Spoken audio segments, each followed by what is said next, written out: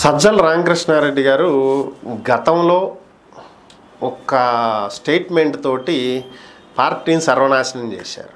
మళ్ళీ ఇప్పుడు అలాంటిదే మరో స్టేట్మెంట్. మ్యాటర్ ఏంటి అంటే, గతంలో గ్రాడ్యుయేట్ ఎమ్మెల్సీ ఎన్నికల సమయంలో ఆయన చేసినటువంటి వ్యాఖ్యలు, ఆ టైంలో వైసీపీ బలపరిచినటువంటి గ్రాడ్యుయేట్ ఎమ్మెల్సీగా పోటీ చేసినటువంటి వ్యక్తి ఓడిపోవటం జరిగింది. సో అప్పుడు ఆయన ఇచ్చినటువంటి స్టేట్మెంట్ ఏంటి, మీడియా ముందుకు వచ్చి గ్రాడ్యుయేట్స్ మా ఓటు బ్యాంకు కాదు అంటే, చదువుకున్న వాళ్ళెవరూ కూడా వైసీపీ ఓటు బ్యాంకు కాదు, క్లారిటీ ఇచ్చేసాడు. మరి ఎవరు ఇలా ఓటు బ్యాంకు?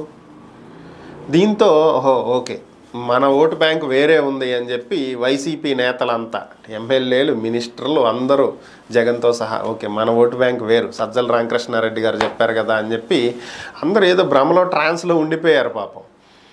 మరి మందు గురించి మాట్లాడితే మందుబాబులు ఎవరు మా ఓటు బ్యాంక్ కాదంటారు, నిరుద్యోగుల గురించి మాట్లాడితే వాళ్ళు మా ఓటు బ్యాంక్ కాదంటారు, మరి ఉద్యోగస్తులు గ్రాడ్యుయేట్స్ గురించి మాట్లాడితే మా ఓటు బ్యాంక్ కాదంటారు, ప్రభుత్వ ఉద్యోగులు అధికారుల గురించి మాట్లాడితే వాళ్ళు మా ఓటు బ్యాంక్ కాదంట. ఇక రాష్ట్రంలో అన్ని వర్గాల వాళ్ళు వెళ్ళిపోతే అసలు ఓటు బ్యాంక్ ఎవరు, వైసీపీకి ఓటేసేది ఎవరు? ఇది కదా అర్థం కానటువంటి ప్రశ్న. సో ఇదే ఒక పెద్ద విచిత్రం అనుకుంటే, ఈరోజు అనుకుంటా ఆయన చేసినటువంటి వ్యాఖ్యలు, చంద్రబాబు నాయుడు ఎన్నికలకు ముందు ఇచ్చినటువంటి హామీలను నెరవేర్చట్లేదు, ఇప్పుడు రాష్ట్ర పరిస్థితి చాలా దారుణంగా ఉంది, అప్పులు పాలైపోయాము, ఖజానా ఖాళీ అయిపోయింది, ఇంత దారుణమైన పరిస్థితి ఉంటుందని నేను ఊహించలేదు అని చెప్పి సన్నాయి నొక్కులు నొక్కుతున్నారు.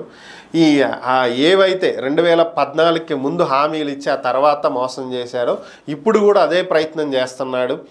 ఆయనకి 6 నెలలు ముందే తెలుసు రాష్ట్ర పరిస్థితి ఇలా ఉంది అని, రాష్ట్రం ఇంత దారుణమైన స్థితిలో ఉందని చంద్రబాబు నాయుడికి 6 నెలల ముందే తెలుసు. అయినా కూడా కావాలని ఇలాంటి హామీలు ఇచ్చాడు అధికారంలోకి రావటానికి, ప్రజల్ని మోసం చేయటానికి. ఇక్కడ ప్రజలు ఏం ఆలోచించాలి? టీడీపీ, జనసేన, బీజేపీ మొత్తుకుని చెప్తూ వచ్చినాయి, రాష్ట్రాన్ని సర్వనాశనం చేసేశారు వైసీపీ వాళ్ళు, ఇక బాగుపడే పరిస్థితి లేదు, అప్పుల ఊబిలో కూర్చేశారు, దారుణమైన స్థితిలో ఉన్నాము అని. ఆ రోజు ఏం చెప్పుకుంటూ వచ్చారు? మేమేం పెద్దగా అప్పులు చేయలేదు, చంద్రబాబు చేసిన అప్పులన్నీ వడ్డీలతో సహా మేము తీర్చామని చెప్పారు. ఈరోజు ఏం మాట్లాడుతున్నారు? 6 నెలల క్రితమే చంద్రబాబుకి రాష్ట్రం ఇలాంటి దౌర్భాగ్య స్థితిలో ఉందని తెలుసు అని. అంటే ఆ స్థితికి తీసుకొచ్చింది మీరే అని ఒప్పుకున్నట్టుగా. జగన్ ఎత్తిన బండేశారుగా, ఫైనల్గా జగనే ఈ రాష్ట్రాన్ని సర్వనాశనం చేశాడు, 6 నెలల క్రితమే ఈ విషయం చంద్రబాబుకు తెలుసు, అయినా కూడా తప్పుడు హామీలు ఇచ్చారు. సో ఆయన తప్పుడు హామీలు ఇచ్చాడో మంచి హామీలు ఇచ్చాడో నెరవేరుస్తాడో నెరవేర్చడో పక్కన పెడితే మేము నాశనం చేసామని చెప్పి మీరే ఒప్పుకున్నారు. సో ఎందుకండి అనవసరమైనటువంటి మాటలన్నీ మాట్లాడతారు? ఆయన హామీలు అమలు చేస్తాడో అమలు చేయడో కాస్త టైం ఇస్తే ఏదో ఒకటి అవుతుంది కదా. అవ్వలేదనుకో, ఆ రోజు ప్రజలు ఊరుకుంటారా? ప్రజలు చూస్తారుగా, ప్రజలకి తెలుసుగా ఎవరు మనకు మంచి చేశారు, ఎవరు మనకు మంచి చేయలేదు, ఎవరు మోసం చేశారు అనేది.